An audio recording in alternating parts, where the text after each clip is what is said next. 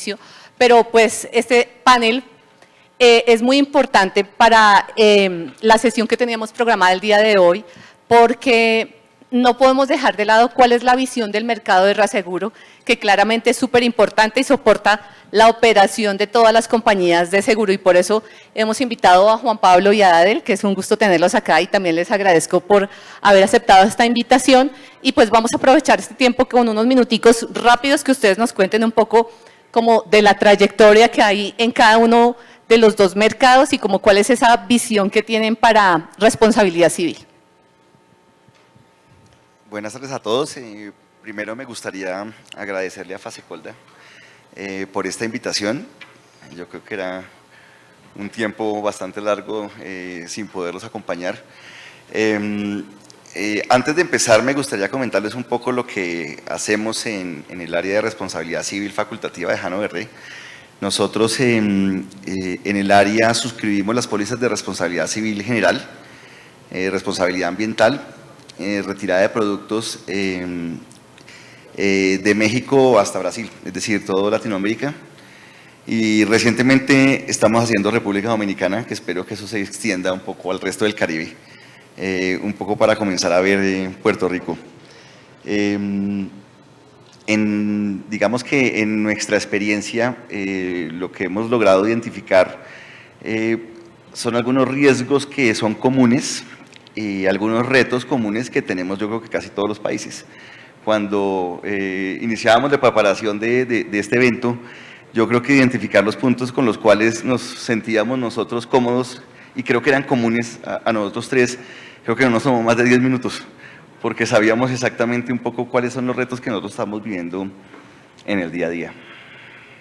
Sí, estoy de acuerdo con Juan. Buenas tardes a todos, soy Adel Satizabal de Liberty. ¿Será que pueden bajar un poquitico la luz? Porfis, que nos está Nuestro enfoque, que es lo bueno de estar con Juan Pablo, es que es algo similar. Desde Bogotá miramos toda la región.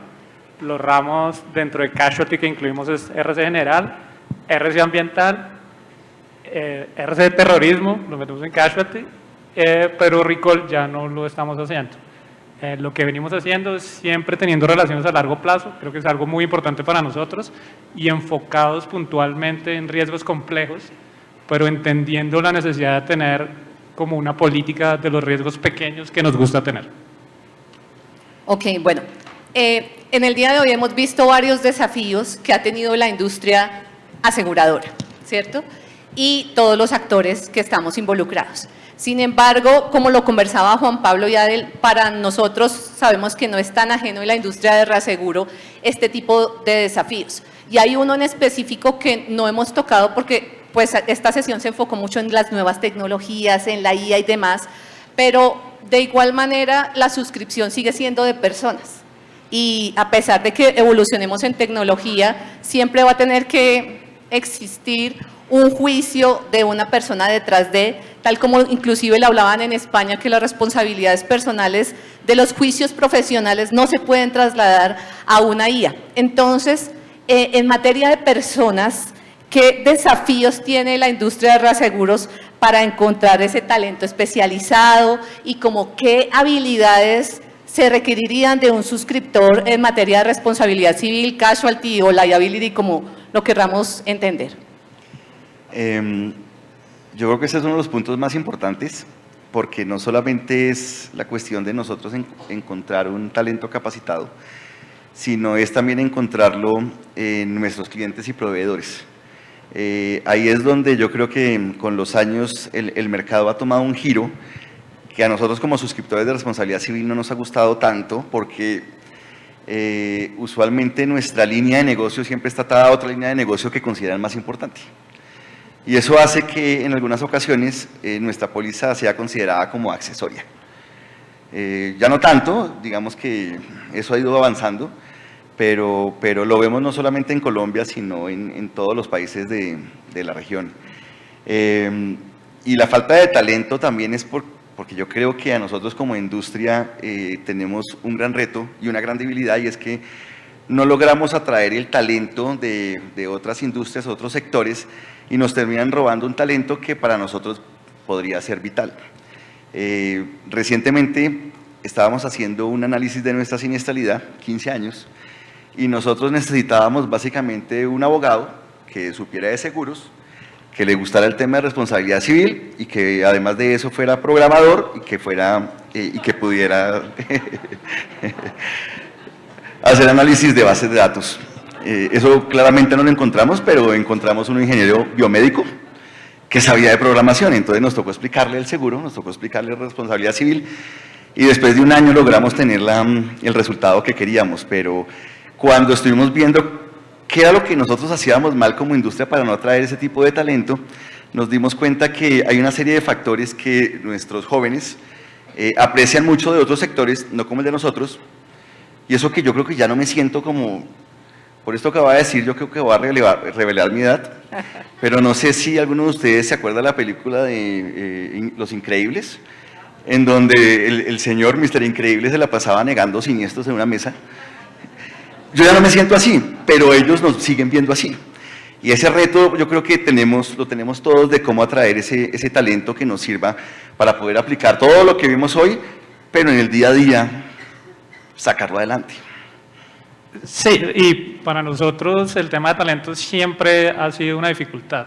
O sea, no solamente conseguirlo, sino también mantenerlo. Creo que era algo que hemos hablado recientemente, y que encontrar las personas que tengan esas fortalezas que necesitamos, que sí, sepa del tema, sea bueno con el análisis de información, y ahora súmale que tenga también criterio y pueda entender las herramientas de inteligencia artificial. O sea, cada vez se van sumando más fortalezas que requiere el suscriptor, lo que hace que sea más difícil.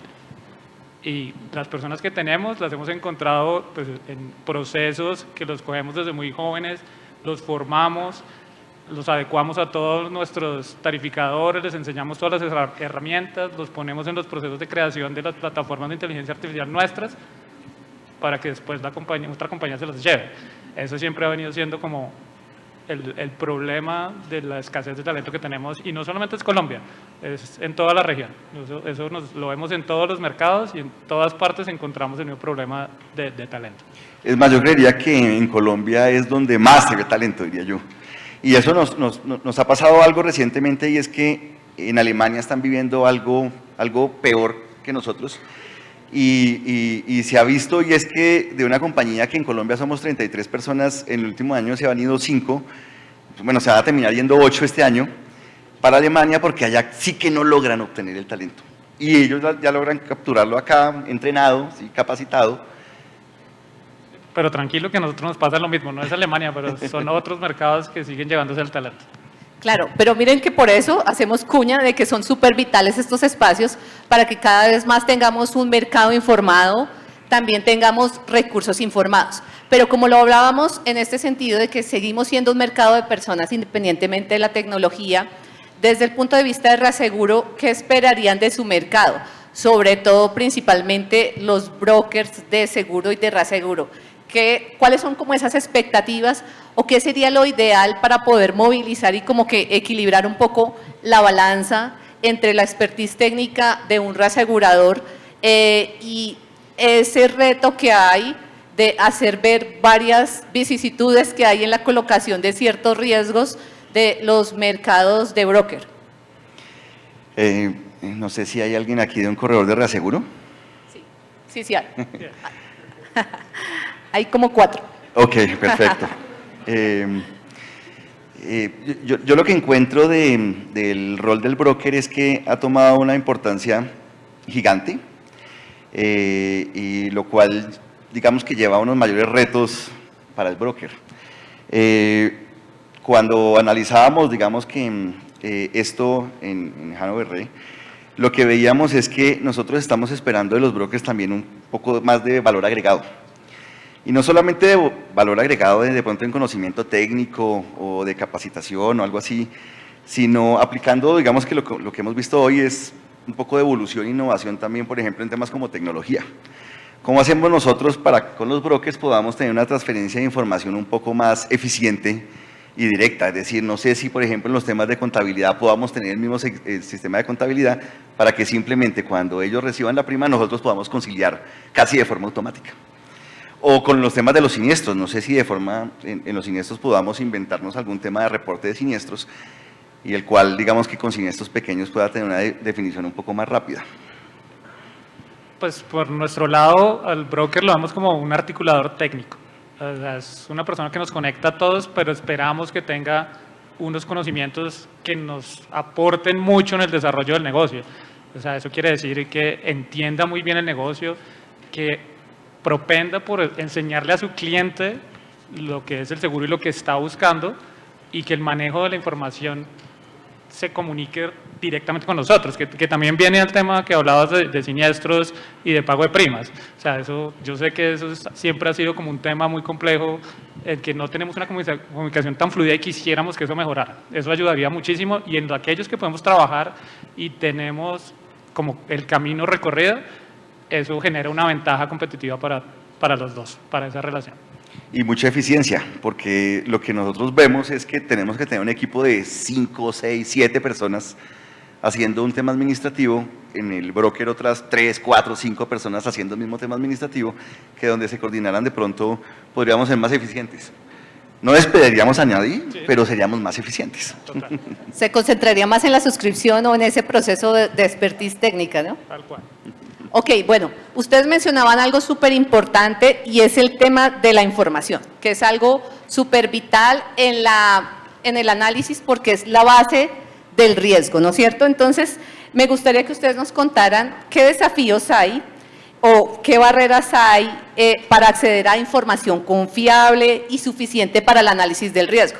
Porque aquí pues sí voy a ser un poco como de abogado del diablo y representando a la industria de seguros y a clientes y brokers de seguro que todo el tiempo cuando tenemos que colocar alguna cuenta facultativa nos vemos enfrentados a un listado bastante robusto de información que requieren los mercados de reaseguro para poder analizar los riesgos, ¿no? Entonces, yo sé que hay como unos lineamientos técnicos y una serie de cosas, pero cada vez veíamos como, por ejemplo, el tema de formularios digitales o incluso la IA hay veces fuentes de información que antes no teníamos. Entonces, como, ¿cuáles son todos esos desafíos que hay y cómo ven el mercado colombiano un poco en este tema de tener información suficiente para validar los riesgos? Personalmente creo que actualmente la dinámica del mercado lo que nos lleva es a tratar de cotizar un negocio sin información y de forma inmediata.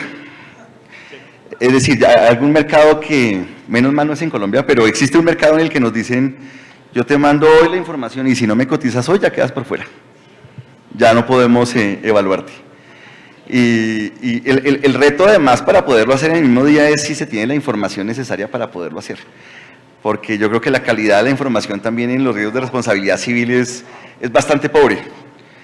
Y nos damos cuenta con eso, por ejemplo, con otras líneas de negocio, nuestros colegas de ingeniería cada vez que tienen que colocar una póliza de ingeniería y al mismo tiempo nosotros estamos haciendo la póliza de responsabilidad civil, a nosotros nos llegan 3 datos y nos soportamos mucho en ellos porque ellos sí reciben, digamos que la memoria descriptiva o el presupuesto detallado. Temas que de todos modos es de difícil análisis para nosotros como abogados, pero que menos mal existen otras líneas de negocio en las cuales nos podamos soportar. Esto lo hago el link con que cuando pensábamos qué podríamos hacer en este tipo de mercados que necesitan esta velocidad, con esta calidad de información, tratamos de encontrar algunas soluciones más de portafolio, soluciones de portafolio, en donde a través de pronto de tecnología o a través de alguna herramienta o a través de algún bot, nosotros pudiéramos hacer primero una presuscripción bastante rápida para poder ofrecer luego una suscripción igual de rápida. Yo tendría un comentario muy similar.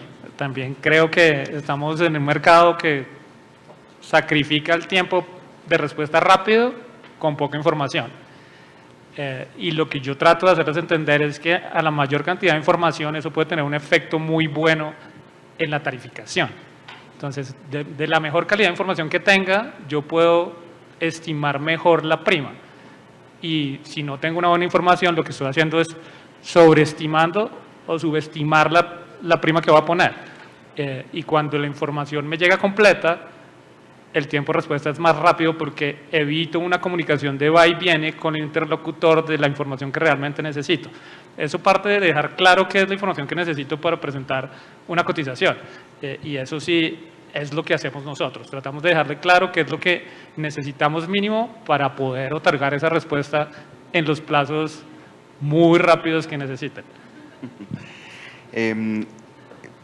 Agregaría además que yo creo que todo este tema de inteligencia artificial nos va a beneficiar dentro de muy poco, diría yo, porque digamos que la tendencia que he estado viendo en la compañía es que nos comencemos a basar en sistemas o comenzamos a confiar en sistemas que basados de pronto con algún tipo de inteligencia artificial nos ayudan a disminuir el error humano. No van a tomar la decisión por nosotros, pero nos van a ayudar a disminuir ese error que podemos cometer en la velocidad con que tenemos que dar nuestras respuestas. Yo creo que es algo que de pronto no lo veremos por ahora. Es más, algunos suscriptores dentro de la compañía los asustaba que de pronto un robot los pudiera reemplazar. Yo eso no lo veo tan pronto, pero lo que sí nos va a ayudar es a hacer una suscripción un poco más rápida y a disminuir esos errores comunes que se cometen en el análisis tan rápido que se debe hacer. Sí, y tomando eso de la inteligencia artificial, que ya la estamos incluyendo nosotros como en el análisis de cada uno de los riesgos, cuando tú coges los portafolios, esa herramienta que nosotros la creamos nosotros mismos, la estamos creando, no estamos utilizando una externa porque queremos tener como el control de lo que queremos que la herramienta haga. Buscamos es que con la información que ya tiene nuestra base de datos, podamos tener respuestas mucho más rápido en ciertos nichos de mercado que definimos como que son un riesgo que queremos asumir. Y así vamos desarrollándolo día a día y en cada uno de los riesgos probablemente a futuro vamos a ver que solo estamos enfocados en los grandes riesgos y esos riesgos pequeños que históricamente nos han generado como un enfoque de capacidad muy bueno, se van a hacer a través de herramientas tecnológicas. Ok, o sea que parafraseándolos, y esto es súper importante para nosotros, es entender que el mercado de reaseguros ya está tomando ventaja de estas ayudas que genera la IA para parametrizar y automatizar riesgos que cada vez se consideran más light, por así decirlo, en el tema de análisis y de suscripción, y que el comportamiento histórico permite el poderlos desarrollar bajo este tipo de herramientas sin excluir el rol del reasegurador o del suscriptor, porque pues al final se sigue utilizando la IA como una herramienta en la cual la parametrización la da el ser humano y la da el suscriptor, y pues esto también es algo que podríamos estar trasladando hacia las compañías de seguro y que no debemos ser ajenos, porque luego volvemos al tema de que entonces obviamente ustedes son los que jalonan toda esta parte de cómo debe ser la expertise y el movimiento de la dinámica de la industria de seguros, pero pues es súper importante que también las compañías de seguro cada vez estemos como más a la par con ustedes para que tengamos ese lenguaje común de que haya ciertos riesgos que no tienen que tomar tanto tiempo en su análisis, sino que ya pueden haber presuscritos o cosas ideales que optimicen la labor de suscripción en realmente riesgos que ameriten un poco más de profundidad. Y eso me parece súper chévere y por eso lo parafraseé, porque es importante para nosotros como gremio asegurador estar también entendiendo cuál es la visión de las tecnologías de la información y cuáles son las ventajas que nosotros podemos tener, ya que ese ha sido un tema principal. Pero bueno, ahora pasando a otro tema de los retos y pues ya dejando de lado un poco la tecnología, ¿qué otros desafíos hay cuando los mercados de reaseguro, que normalmente son mercados extranjeros, entran a un país determinado y pues tienen que lidiar un poco con esa diversidad legal, jurídica, tributaria y demás? O sea, ¿cómo ustedes ven esos desafíos para poder seguir soportando el mercado colombiano y pues obviamente latinoamericano en el donde están presentes? Otro desafío importante que encontramos es que la región está viviendo algunos cambios regulatorios y algunos también cambios judiciales.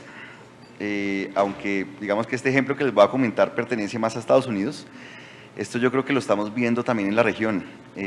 Nosotros hace unos 3 años en Estados Unidos tuvimos un siniestro bastante grande para nosotros porque nos significó $20 millones. Y todo sucedió porque, no sé si ustedes se acuerdan que en la Florida hubo el desplome o el colapso de un edificio Bueno, es un poco eso, es decir, creo que la estructura se dio y el edificio colapsó y murieron una cantidad de personas, no sé, creo que 99 de 100 personas murieron ahí. Cuando ocurre el evento y esto llega a manos del juez, el juez intenta ver cuál es el patrimonio líquido que puede entrar a responder por el siniestro. Y al ver que de pronto la constructora ya no existía, que la propiedad horizontal tampoco existía, trató de encontrarlo y se dio cuenta que había una firma de seguridad muy conocida en el mundo, creo que es de Suecia, que se llama Securitas. Y cuando el juez vio eso, dijo, yo creo que por aquí podemos encontrar un patrimonio líquido que pueda entrar a pagar el siniestro a las víctimas. Y para nosotros fue sorpresivo que el juez determinara que la culpa de que las personas hubieran muerto se debía a que el celador del edificio no había sonado la alarma de evacuación a tiempo, cuando el señor tuvo como unos 3 o 4 minutos simplemente para poder salir corriendo. El tema era que la alarma no funcionaba y aparentemente el funcionamiento de la alarma se le debía a Securitas. Entonces, básicamente, Securitas tuvo que asumir toda la carga del siniestro.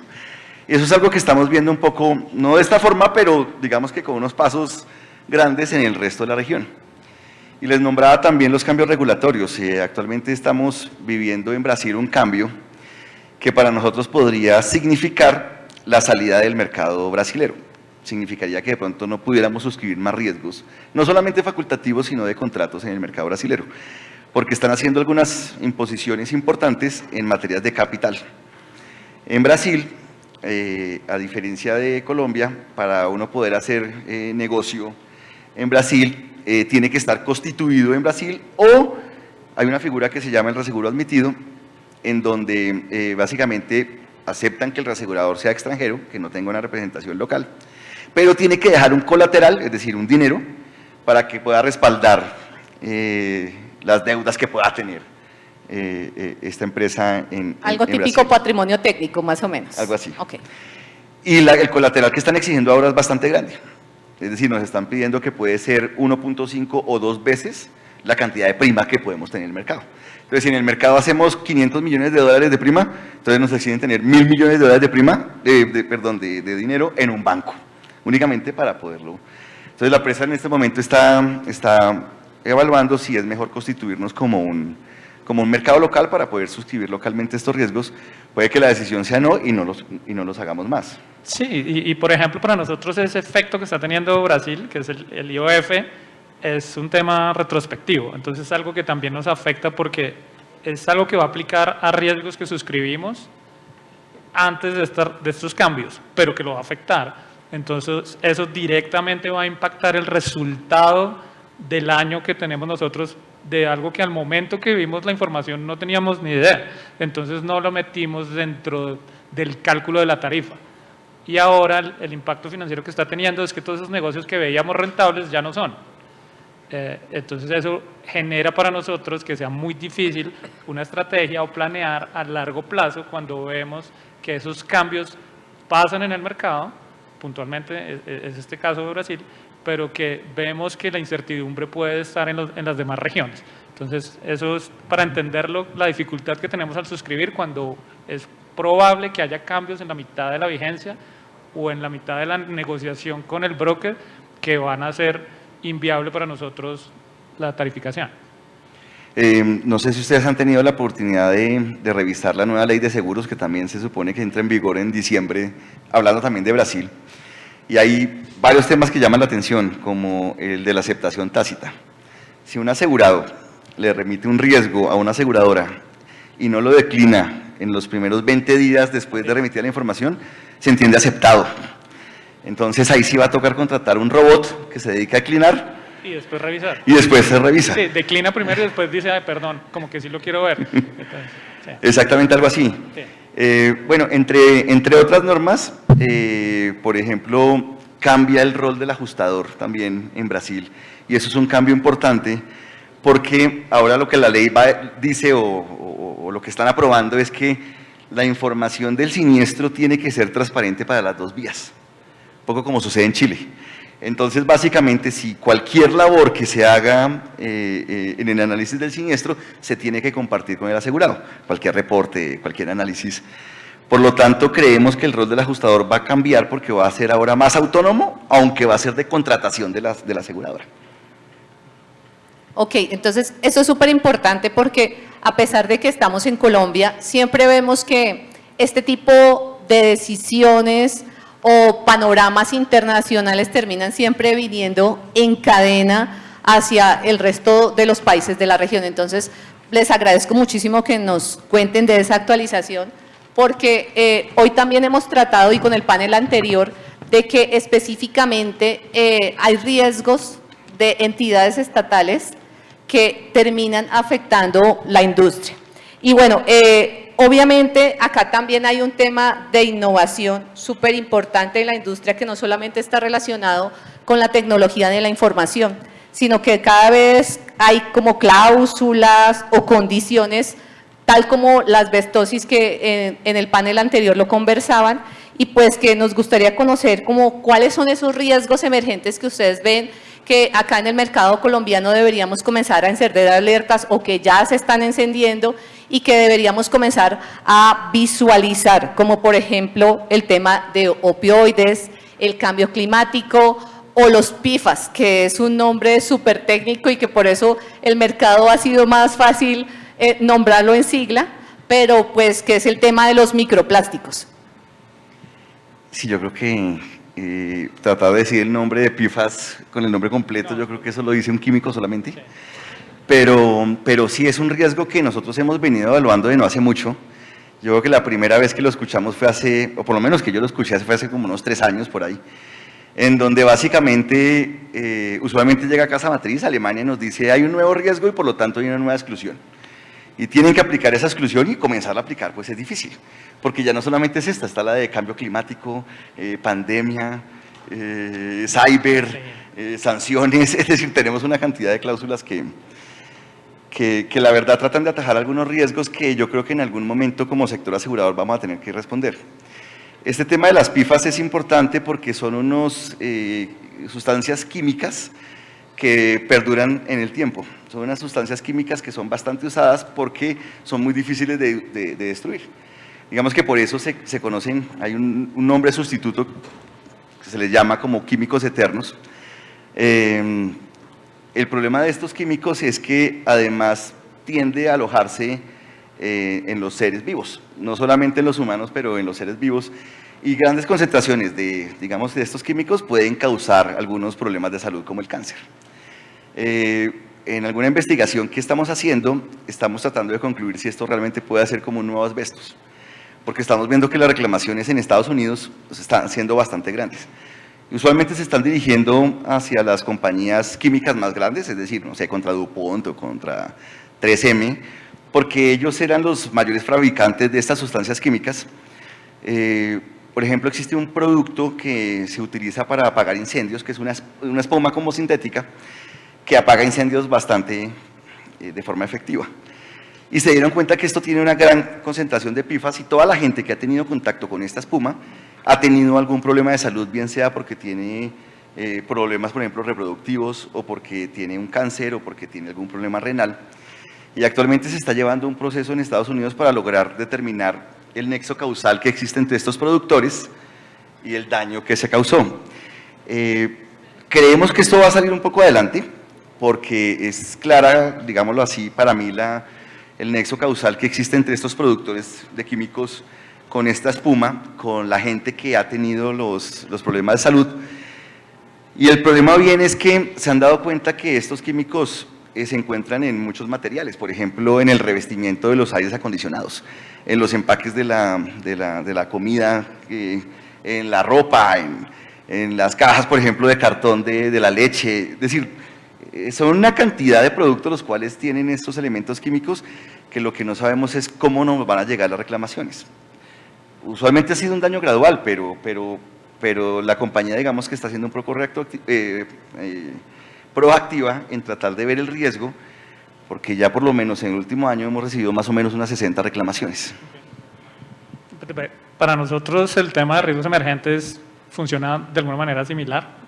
También es nuestra casa matriz la que los ha analizado con un cambio puntual, y es que el mercado principal donde ellos miran el tema de riesgos emergentes es Estados Unidos. Entonces ahí el énfasis ha estado últimamente en lo que antes se llamaba inflación social, ahora llamamos abuso del sistema legal, que para ellos es muy importante, y el efecto que ha tenido en la compañía ha sido muy grande, porque ahí cuando tú mencionabas el reclamo que tuvieron en Estados Unidos de 20 millones de dólares, en Estados Unidos en casualty para Liberty un siniestro promedio son 25 millones de dólares, que cuando uno lo mira en el mercado colombiano es algo que no esperamos ver nunca. Entonces el énfasis ha venido en ese tipo de riesgos emergentes, PFAS, opioides,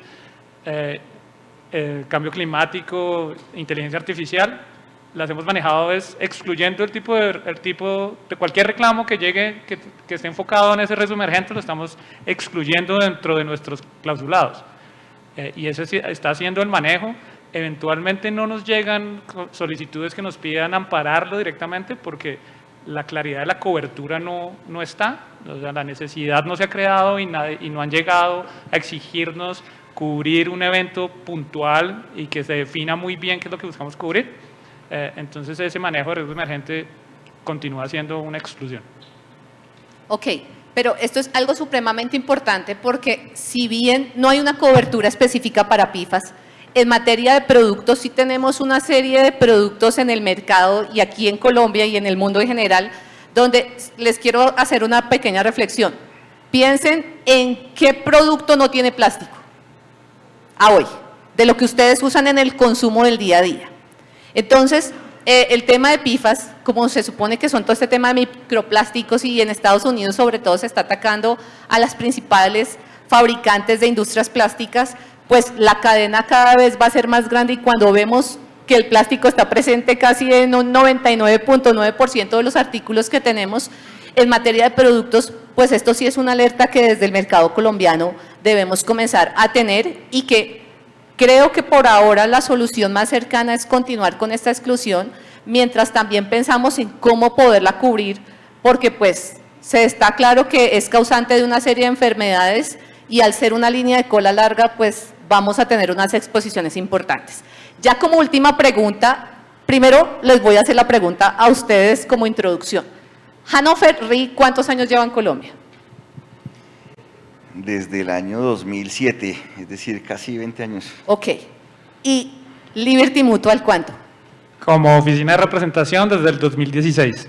Ok. ¿Y antes respaldando riesgos en Colombia cuánto? Desde Miami, desde el 2005.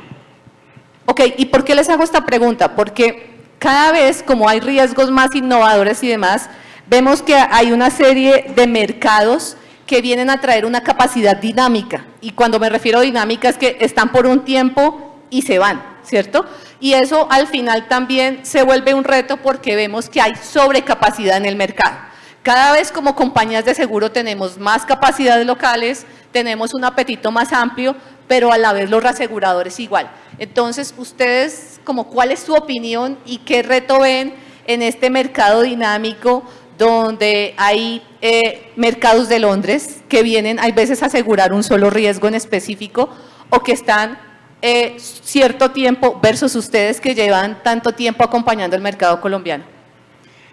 El problema de este mercado que estamos viviendo es que en responsabilidad civil los siniestros los vamos a ver dentro de 5 años por lo menos.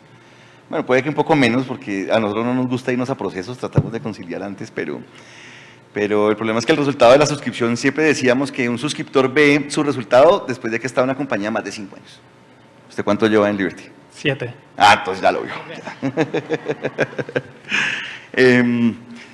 Yo lo que le diría a las compañías cedentes, a las aseguradoras es revise muy bien el security que les están enviando.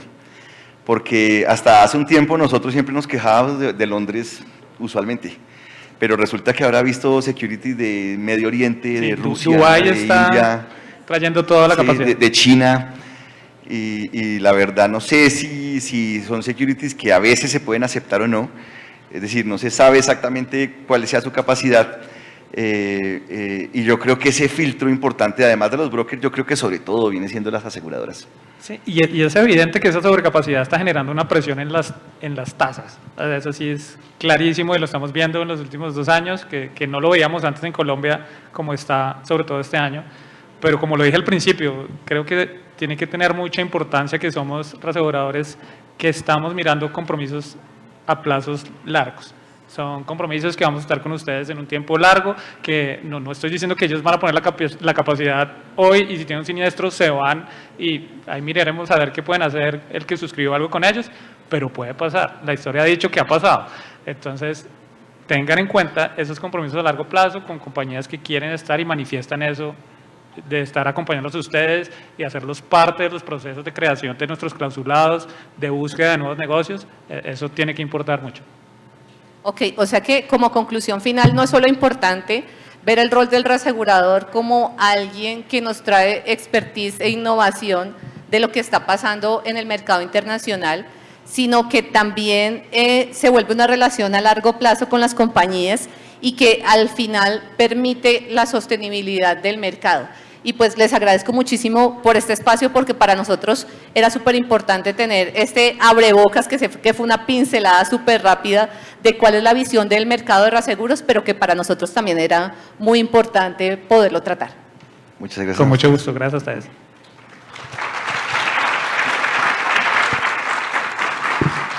Juan Pablo Medina de Hannover Re, Adel